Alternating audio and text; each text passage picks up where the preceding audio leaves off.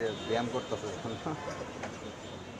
দেশের ফুটবল উন্মাদনা পুনর্জাগরণের পেছনে বড় অবদান বাংলাদেশি বংশোদ্ভূত ফুটবলার হামজা চৌধুরী ও সমিত সোমের। তাদের হাত ধরেই হারানো জৌলুস ফিরে পেতে শুরু করেছে লাল সবুজ। জাতীয় দলের পর এবার বয়সভিত্তিক দলেও বাংলাদেশি বংশোদ্ভূত প্রবাসী ফুটবলার নিয়ে পরিকল্পনা শুরু করেছে ফুটবল ফেডারেশন।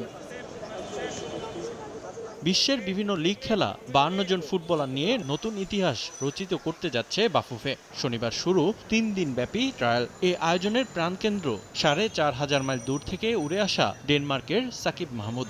ট্রায়ালের সিংহভাগ ফুটবলার অংশ নিচ্ছেন তার মাধ্যমেই। আগামীতে এরাই আলো ছড়াবে জাতীয় দলে, প্রত্যাশা তার। ফার্স্ট অফ অল আমি দেখি যে তারা সত্যি কি চায় নাকি কিছু করতে লাইফে, ফুটবলের মধ্যে তারা ক্যারিয়ার করতে চায়, এটা ফার্স্ট অপিনিয়ন। সেকেন্ড, আমি চাই যে ফোর্থ টায়ার থেকে যদি নিয়ে আসতে পারি, এর চেয়ে লোয়েস্ট না। তবে দেখা গেল যে ব্রিটিশ যে প্লেয়াররা তারা অনেক বছর ধরে ওখানে খেলে, তো ওখান থেকে ফোর্থ টায়ার না, ওখানে 8 টায়ার পর্যন্ত যারা খেলে তাদের কিন্তু লেভেল আছে ন্যাশনাল টিমে কম্পিটিশন করাটা। আই এম ড্রিমিং, আমি স্বপ্ন দেখি যে সব প্লেয়ার একসময় চান্স পাবে। সানবিট সব দিবে সামাল। সানবিট ম্যাজিক প্রেস ডিশওয়াশিং এর মাথা ঘোরানো সলিউশন। সাকিব মাহমুদের আরও একটি পরিচয় আছে। তিনি জামাল ভুঁইয়ার বন্ধু। ডেনমার্কে দুজনেই কাজ করেছেন ফুটবল নিয়ে। প্রবাসী বংশোদ্ভূত ফুটবলারদের এই স্বপ্নের ট্রায়ালে অবদান রয়েছে জাতীয় দলের অধিনায়কেরও। আমরা জানি না যখন ডেনমার্ক থেকে যখন বাংলাদেশ আসবো, কোথায় নক করব, কার কাছে যাব বলার জন্য যে আমি প্লেয়ার, কই যাব। এখানে গেটে যদি আমি নক করি এরকম দাঁড়ায়, আমাকে তো ঢুকতে দেবে না, এটাই।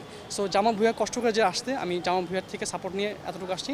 Yes, he has been my support, কারণ উনি কিন্তু আমাকে কিছু কিছু নাম্বার দিয়েছিল কন্ট্যাক্ট করার জন্য এখানে ওখানে, তো তার থেকে সাপোর্ট পেয়েছি। আর অলওয়েজ মোরালি আমাকে সাপোর্ট দিয়েছে। দেশের ফুটবলের অনেক সাফল্য বয়ে এনেছে নারী ফুটবলাররা। জিতেছেন সাফের শিরোপাও।